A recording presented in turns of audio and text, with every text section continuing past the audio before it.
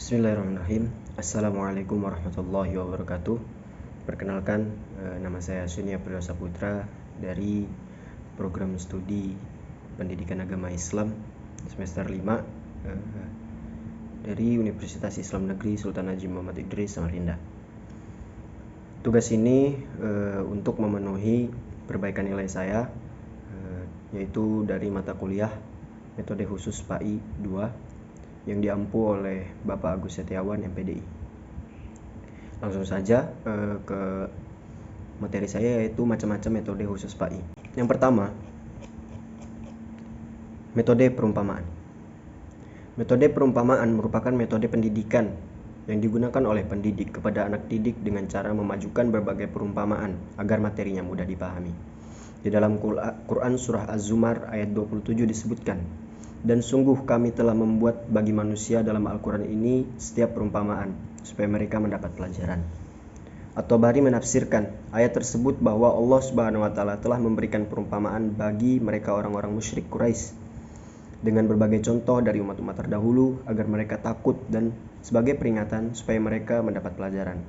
Ayat di atas merupakan dalil nakli yang merupakan bahwa Islam menggunakan perumpamaan sebagai metode dalam menyeru manusia kepada kebenaran sehingga ia beriman dan beramal soleh. Al-Ajami menyebutkan beberapa manfaat metode perumpamaan, yaitu yang pertama, mengandung unsur-unsur yang menarik dan menyenangkan. Yang kedua, memperjelas makna dan mengaitkan sesuatu yang abstrak dengan sesuatu yang konkret. Yang ketiga, mendorong sikap positif, dan yang keempat, meninggalkan sikap negatif. Beliau juga, Al-Ajami, menambahkan manfaat metode ini, yaitu yang pertama, mempermudah pemahaman materi yang sulit. Pengaruh metode tersebut dalam pendidikan Islam yaitu anak didik mengambil pelajaran dan nasihat yang terkandung di dalam perumpamaan. Di antara beberapa perumpamaan yang diajukan Al-Quran adalah sebagai berikut. Yang pertama, artinya di dalam Quran surah Al-Hasyr ayat 21 yang berarti, kalau sekiranya kami turunkan Al-Quran ini di atas gunung, niscaya engkau lihat ia tunduk dan terpecah karena takut kepada Allah Subhanahu wa taala. Dan perumpamaan-perumpamaan itu dibuatnya untuk manusia supaya mereka berpikir. Metode perumpamaan ini disebut juga metode amsal, yang merupakan bentuk jamak dari kata masal, perumpamaan, atau misil, serupa, atau masil. Secara etimologi, amsal menurut Ibnu Al-Faris adalah persamaan dan perbandingan sesuatu dengan sesuatu yang lain. Membuat perumpamaan dalam penerangan pembelajaran di kelas akan dapat menampilkan pesan yang berkelas pada jiwa seseorang. Muhammad Mahmuz Hijaz menyebutkan bahwa bentuk perumpamaan yang rumit merupakan inti sebuah kalimat yang sangat berdampak bagi jiwa dan sangat berbekas pada akal. Seperti misalnya kisah Nabi Ayub alaihissalam yang menggambarkan kesabaran yang gigih yang dimiliki oleh orang yang beriman dalam menghadapi ujian dari Allah Subhanahu wa taala. Dengan berbagai ujian yang ada, begitu pula dengan kisah kezaliman Fir'aun yang menggambarkan kejahatan tirani pada masa paling awal yang pernah dikenal manusia. Bagi seorang pendidik, menyampaikan materi-materi tertentu dengan harapan agar mudah dipahami adalah dengan menggunakan metode perumpamaan. Karena menurut seorang ilmuwan yakni Rashid Ridho, amsal adalah kalimat yang digunakan untuk memberi kesan dan penggerakan hati nurani. Metode ini pula bisa mempengaruhi jiwa karena nasihat adalah memberikan arahan dengan memberikan kata-kata yang baik, menyentuh hati, dan penuh kelembutan yang diperdengarkan kepada orang, dengan harapan agar yang mendengarkan tergerak untuk berubah lebih baik dan mengamalkan apa yang dinasihatkannya. Yang kedua yaitu metode kias.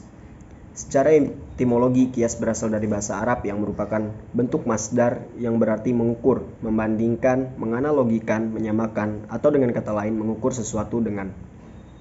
Sedangkan secara terminologis, menurut ulama usul fikih, kias adalah menyamakan sesuatu yang tidak ada nas hukumnya dengan sesuatu yang ada hukumnya karena adanya persamaan ilat hukum.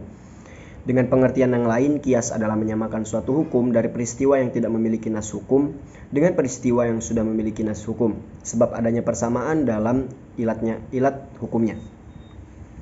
Kias berarti mempertemukan sesuatu yang tidak ada nas hukumnya dengan hal yang lain. Ada nas hukumnya karena ada persamaan ilah hukum. Dengan demikian, kias merupakan penerapan hukum analogis terhadap hukum sesuatu yang serupa karena prinsip persamaan. Ilah akan melahirkan hukum yang sama pula. Kias berarti mempertemukan sesuatu yang tidak ada nas hukumnya dengan hal yang lain. ada nas hukumnya, karena ada persamaan ilat hukum. Dengan demikian, kias merupakan penerapan hukum analogis terhadap hukum sesuatu yang serupa karena prinsip persamaan ilah akan melahirkan hukum yang sama pula. Berdasarkan uraian tentang beberapa definisi kias tersebut, menurut ulama usul fikih klasik maupun kontemporer di atas, dapat dikatakan bahwa yang dimaksud dengan kias adalah sesuatu upaya seorang mujtahid untuk menghubungkan sebuah peristiwa yang tidak ada nas tentang hukumnya dengan peristiwa yang sudah ada nas hukumnya, karena terdapat persamaan ilat hukumnya di antara keduanya. Mengacu pada definisi dari kias tersebut pula, maka dapat disimpulkan bahwa pada dasarnya hakikat kias itu terletak pada 3 aspek, yaitu yang pertama, ada 2 kasus peristiwa yang mempunyai ilat yang sama. Yang kedua, satu di antara 2 kasus tersebut sudah ada hukumnya yang ditetapkan berdasarkan nas, sedangkan kasus yang satu lagi belum diketahui hukumnya. Berdasarkan penelitian terhadap ilat yang sama, seorang mujtahid menetapkan hukum pada kasus yang tidak ada nasnya, seperti hukum yang berlaku pada kasus hukumnya telah ditetapkan berdasarkan nas. Dengan demikian, proses penetapan hukum melalui metode kias bukanlah menetapkan hukum dari awal atau isbat al-hukm wa insya'u, melainkan hanya menyingkap dan menjelaskan hukum al-kasyaf wa al-izar lil hukmi yang ada pada suatu kasus yang belum jelas hukumnya. Penyingkapan pada penjelasan ini dilakukan melalui pembahasan mendalam dan teliti terhadap ilat dari suatu kasus yang sedang dihadapi. Apabila ilatnya sama dengan ilat hukum yang disebutkan dalam nas, maka hukum terhadap kasus yang dihadapi itu adalah hukum yang telah ditentukan nas tersebut. Misalnya, seorang mujtahid ingin mengetahui hukum minuman bir atau whisky. Dari hasil pembahasan dan penelitiannya secara cermat, kedua minuman itu mengandung zat yang memabukkan, seperti zat yang ada pada khamar. Hal ini sesuai dengan firman Allah Subhanahu wa taala di dalam Quran surah Al-Maidah. Dengan demikian, mujtahid tersebut telah menemukan hukum untuk bir dan whisky, yaitu sama hukumnya dengan khamar, karena ilat keduanya sama, yakni memabukkan. Kesamaan ilat antara kasus yang tidak ada nasnya dengan hukum yang ada nasnya di dalam Al-Quran atau hadis menyebabkan adanya kesatuan hukum.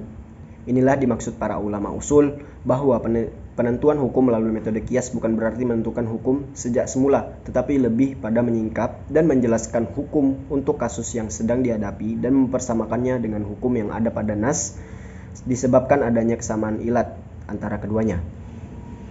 Kias hanya dapat dilakukan apabila telah diyakini bahwa benar-benar tidak ada satupun nas yang dapat dijadikan dasar untuk menetapkan hukum. Karena itu, tugas pertama yang harus dilakukan oleh seorang yang melakukan kias ialah mencari apakah ada nas yang dapat dijadikan dasar untuk menetapkan hukum dari peristiwa atau kejadian. Jika telah diyakini benar-benar tidak ada nas yang dimaksud, barulah dilakukan kias. Contoh penggunaan metode kias: ketika seseorang mujtahid ingin mengetahui hukum yang terdapat pada bir dan whisky atau tuak, kemudian setelah seseorang mujtahid merujuk pada nas Al-Quran, ternyata tidak ada satupun nas yang dapat dijadikan sebagai dasar hukumnya, maka untuk menetapkan hukumnya akan ditempuh dengan cara kias, yakni mencari perbuatan yang lain yang telah ditetapkan hukumnya berdasarkan nas, yaitu perbuatan minum khamar yang diharamkan Allah Subhanahu wa taala di dalam Quran surah Al-Maidah tersebut. Zat yang memabukkan itulah yang menjadi penyebab diharamkannya khamar. Haramnya minum khamar tersebut berdasarkan ilah hukumnya, yakni memabukkan. Maka setiap minuman yang terdapat di dalamnya ilah yang memabukkan itu diharamkan di dalam Al-Quran. Dengan demikian, mujtahid tersebut telah menemukan hukum untuk bir, whisky ataupun tuak, yaitu sama dengan hukum khamar.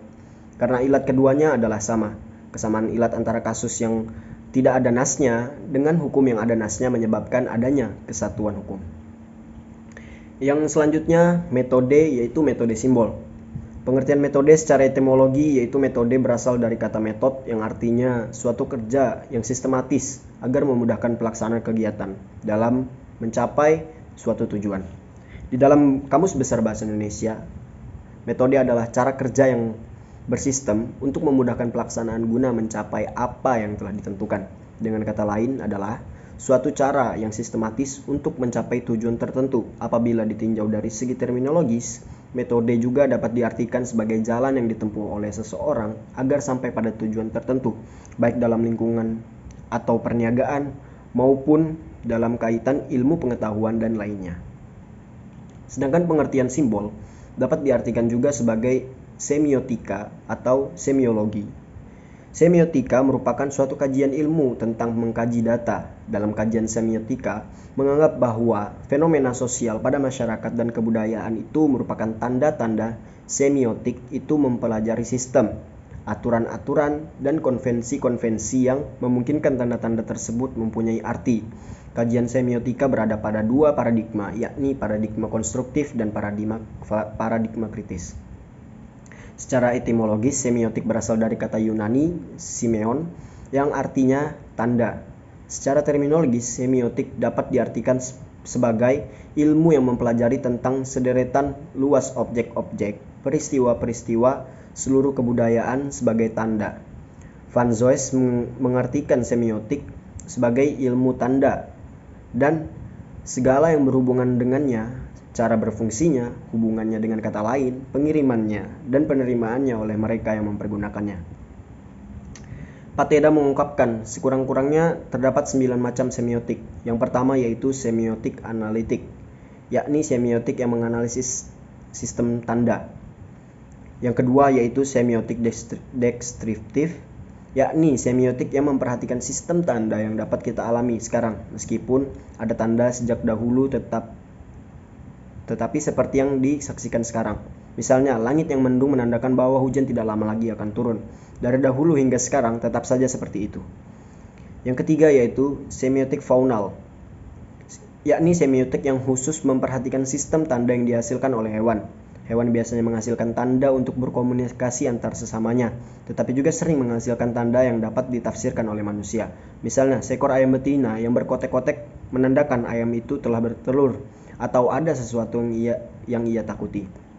Yang keempat, semiotik kultural, yakni semiotik yang khusus menelaah sistem tanda yang berlaku dalam kebudayaan tertentu. Telah diketahui bahwa masyarakat sebagai makhluk sosial memiliki sistem budaya tertentu yang telah turun-temurun dipertahankan dan dihormati.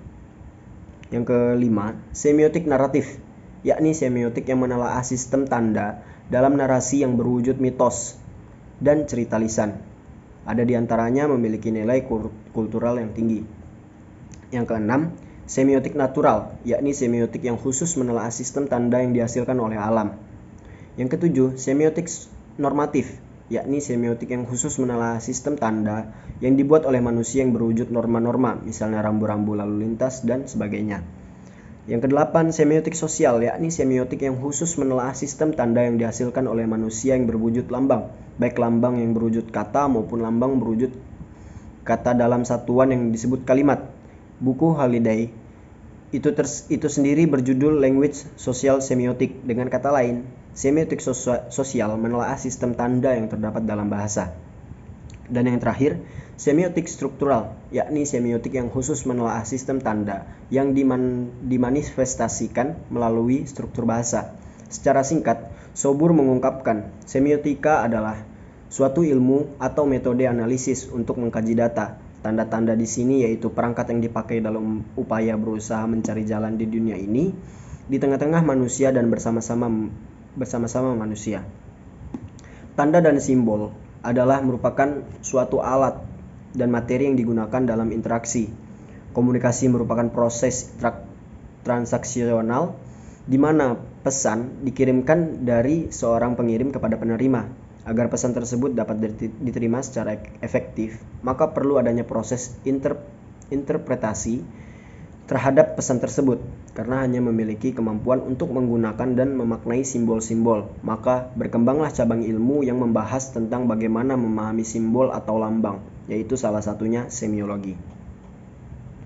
Unsur-unsur yang terdapat dalam metode simbol, yakni pertama tanda dan lambang.